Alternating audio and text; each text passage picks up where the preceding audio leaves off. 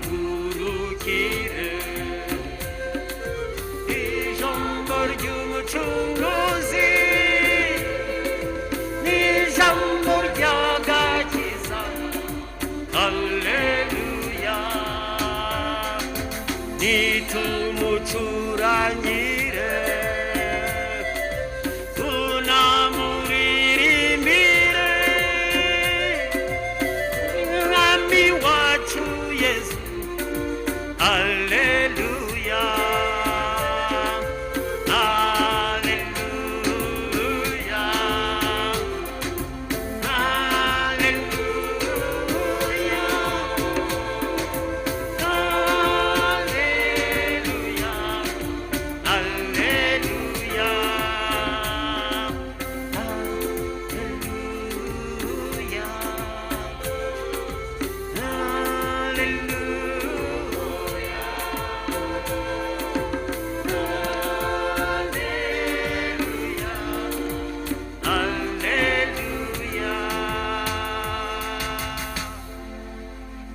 Le Seigneur soit avec vous. Évangile de Jésus-Christ selon saint Matthieu.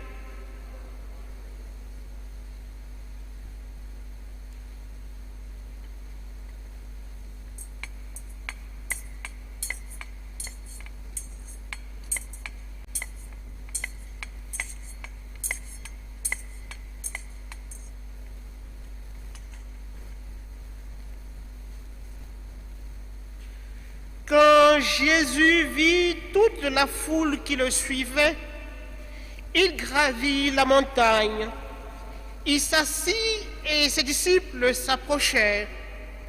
Alors, ouvrant la bouche, il se mit à les instruire. Il disait, « Heureux les pauvres de cœur, le royaume des cieux est à eux. Heureux les doux, ils obtiendront la terre promise. Heureux ceux qui pleurent, ils seront consolés.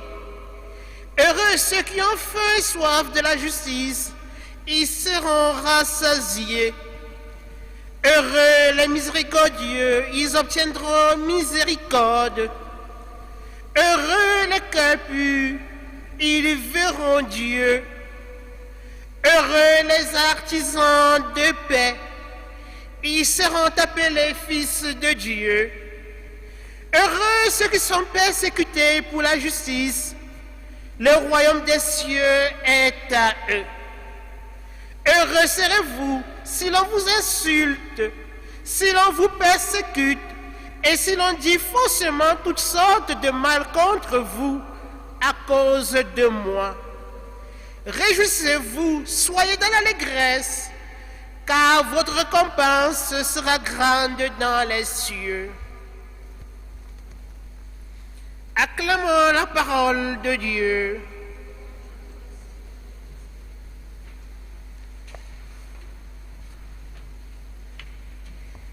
Réjouissez-vous, soyez dans l'allégresse, car votre récompense sera grande dans les cieux. Bien-aimés dans le Christ, loué soit Jésus-Christ. Je n'entends rien là. Loué soit Jésus-Christ. À jamais.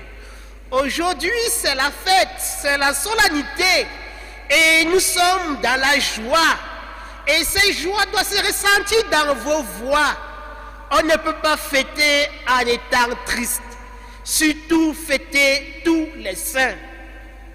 La fête de tous les saints n'est pas seulement la fête des autres, la fête de ceux qui sont partis avant nous, mais c'est également notre fête. Parce que nous vivons, nous commençons déjà à célébrer ce que nous allons célébrer dans le ciel. Et ce que l'Église, frères et sœurs, nous accorde de célébrer aujourd'hui, d'être solidaires avec nos frères et sœurs qui nous ont dévancés dans la félicité céleste, qui vivent déjà dans la vision béatifique, qui vivent déjà dans la gloire de Dieu.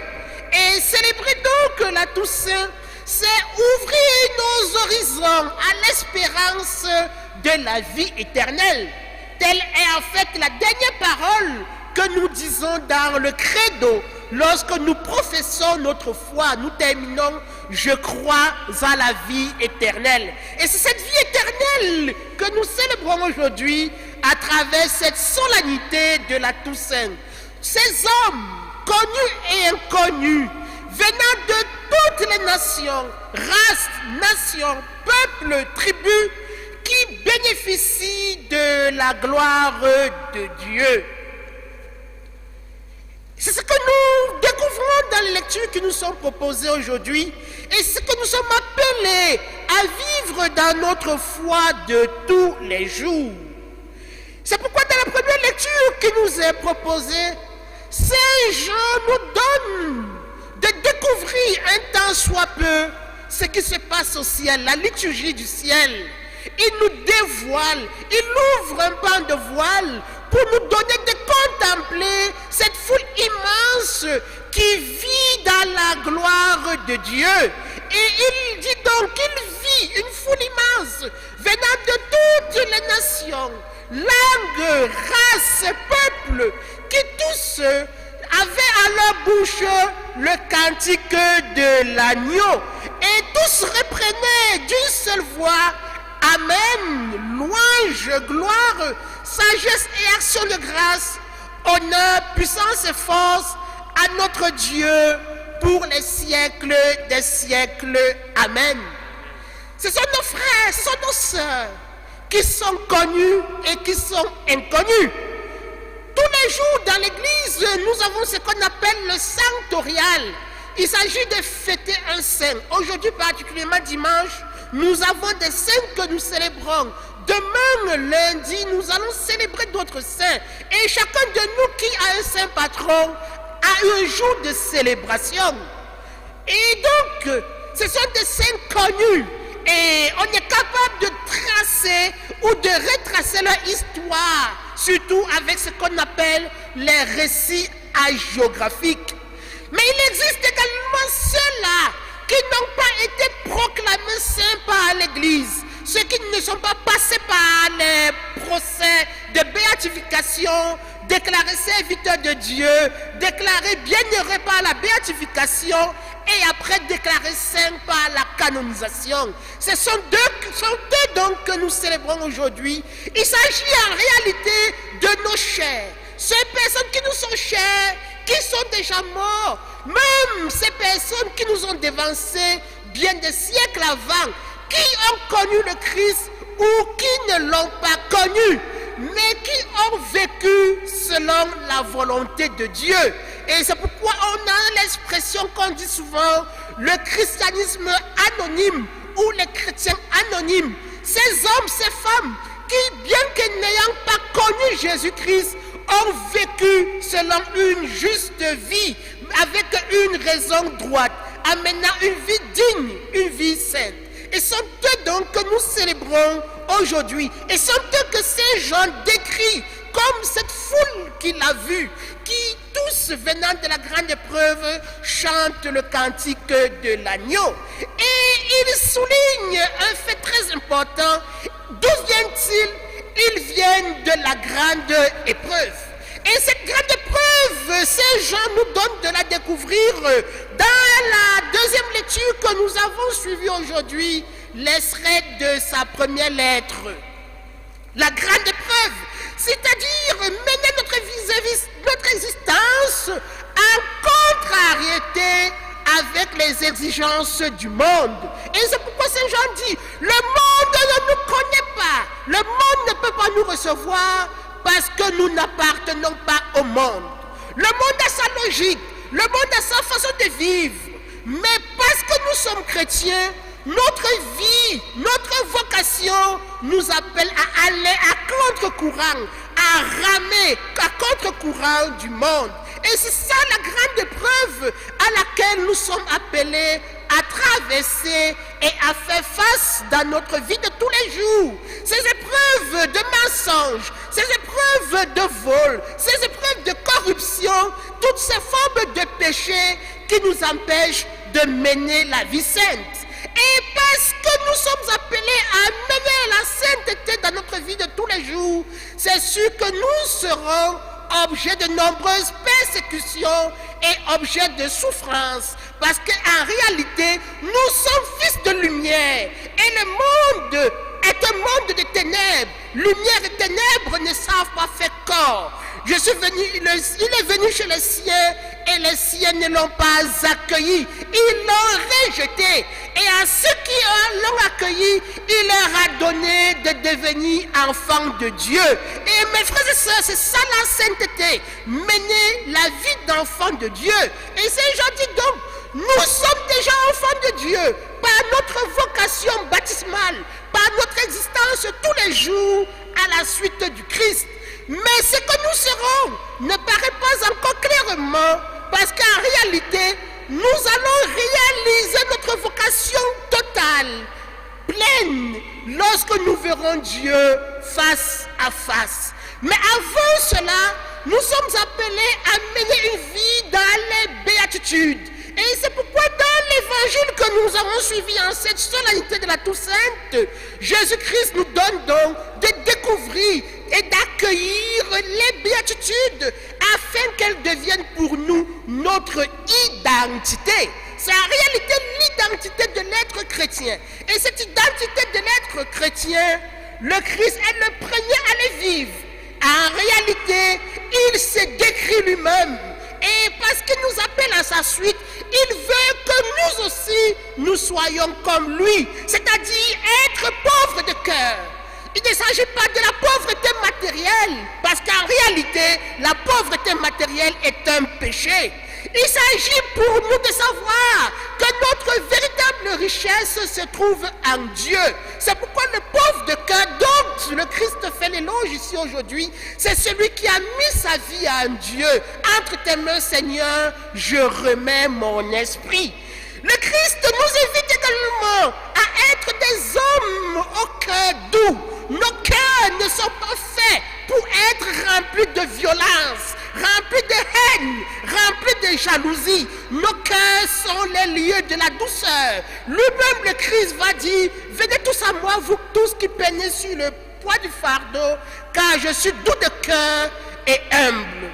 Et c'est vers cette douceur que le Christ nous invite aujourd'hui. Et en plus de cela, nous sommes appelés donc à être des hommes qui pleurent. C'est-à-dire capables de compatir avec ceux qui souffrent. Nous ne pouvons pas, parce que nous sommes chrétiens, être indifférents aux souffrances des hommes et des femmes de notre temps. Il nous appelle également à travers ces béatitudes à être des hommes qui ont faim et soif de la justice. Le chrétien est un homme juste. Le chrétien est celui qui recherche dans sa vie de tous les jours ce qui est droit, ce qui est bon, ce qui est juste.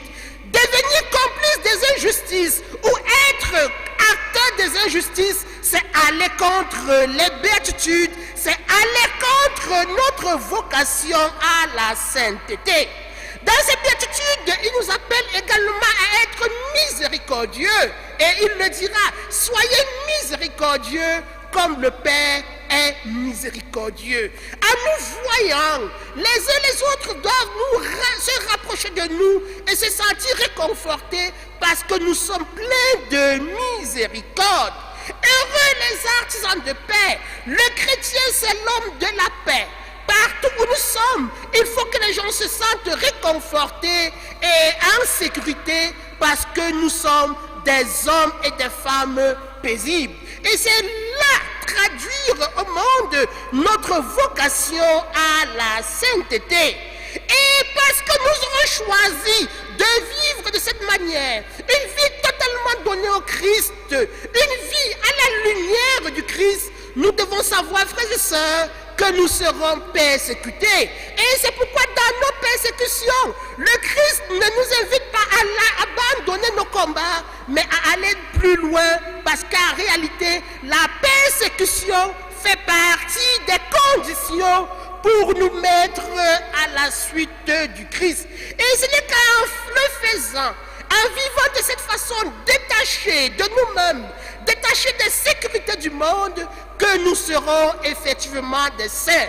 La sainteté n'est donc pas quelque quelque chose d'extraordinaire. La sainteté n'est donc pas quelque chose qui est réservé aux autres, c'est quelque chose qui nous est donné à tous. Et notre plus grand échec dans ce monde serait de ne pas devenir saint. Car dans cette foule immense, la multitude qui sert Dieu, Dieu dans sa miséricorde ne limite pas. Et c'est pourquoi c'est une fausse interprétation que nous recevons souvent de nos frères dits réveillés qui parlent de 144 000 personnes qui iront au ciel. C'est une très mauvaise interprétation des Saintes Écritures parce que Dieu est essentiellement miséricorde. Et dans sa miséricorde, il nous appelle tous à le contempler, à bénéficier de sa gloire. Et c'est la grâce que nous demandons aujourd'hui dans cette célébration eucharistique, afin que notre vie de tous les jours, partout où nous sommes, partout où nous allons, nous devenons toujours pour nos frères et sœurs les signes vivants de la gloire de Dieu parmi nous. Le Seigneur soit avec vous.